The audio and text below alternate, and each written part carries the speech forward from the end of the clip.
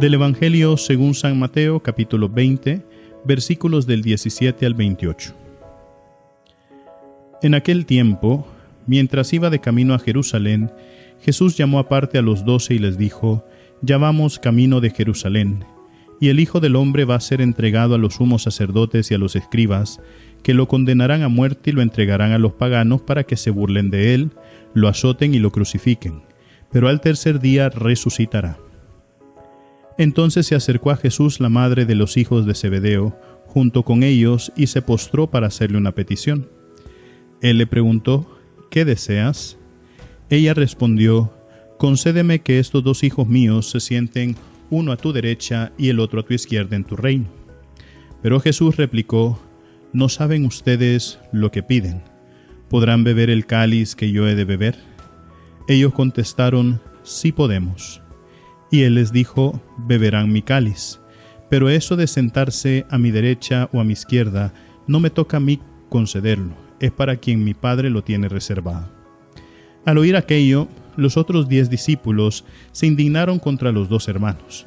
Pero Jesús los llamó y les dijo: Ya saben que los jefes de los pueblos los tiranizan y que los grandes los oprimen. Que no sea así entre ustedes.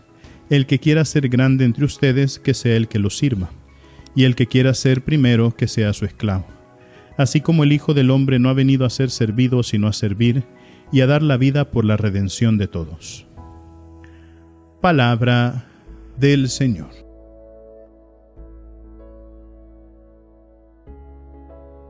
Queridos hermanos, estamos a la mitad de esta segunda semana del tiempo de Cuaresma y el Evangelio de hoy nos ha presentado que Jesucristo ya va camino de Jerusalén. Sabemos que en ese último viaje que Jesucristo hace a Jerusalén, lo hace justamente para ya entrar en los días de la pasión, es decir, los momentos donde Jesús manifiesta el gran amor que tiene por la humanidad. El domingo pasado nosotros escuchábamos el relato de la transfiguración del Señor. Muchos creo que conocemos ya ese relato hasta casi de memoria, cómo Jesús toma a Pedro, Santiago y Juan, sube al monte Tabor, se transfigura, su rostro se vuelve resplandeciente, sus ropas se vuelven blancas, con una blancura que absolutamente nadie puede lograr sobre la tierra, y aparecen conversando con él Moisés y Elías.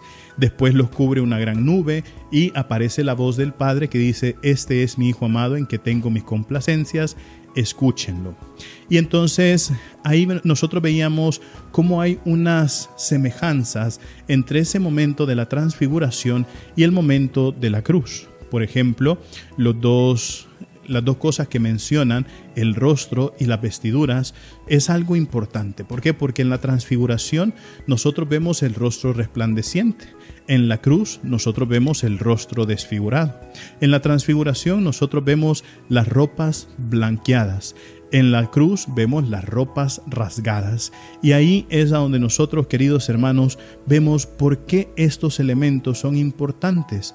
Porque cuando se viven esos dos momentos, tanto la transfiguración como el momento de la pasión, la muerte de la cruz del Señor, nosotros estamos frente a la expresión máxima del amor. En la transfiguración, Pedro, Santiago y Juan están viendo el amor en esencia.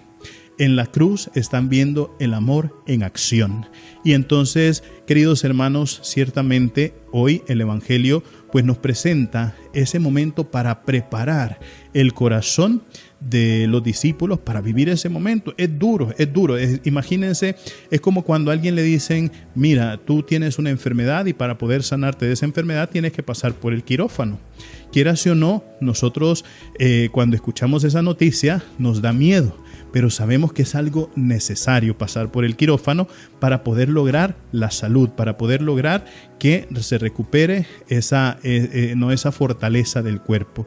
Y es por eso, queridos hermanos, también que si bien es cierto, el anuncio de la pasión es algo duro y para nosotros año tras año cuando celebramos la Semana Santa y llegamos a los momentos de la pasión, es algo duro para nosotros, sabemos que es necesario. Ahí es a donde nosotros entendemos las palabras que cantaremos en la vigilia pascual, palabras del pregón pascual que decían: oh feliz culpa que mereció tan grande Redentor, pero qué tipo de sacrificio mereció la entrega de Jesucristo en la cruz. Es decir, ese amor de Dios en acción hasta el extremo, entregarse hasta dar la vida del Hijo para que nosotros, que somos los esclavos, los pecadores, obtengamos la salvación. Qué bonito esto que hace Dios por nosotros. Y por eso, queridos hermanos, nosotros también tenemos que tener ese deseo, ¿no?, de cumplir justamente lo que el Señor nos pide, de escuchar la voz del Señor para que nosotros siempre mantengamos ese camino para encontrarnos con Él cuando nos llame a la vida eterna.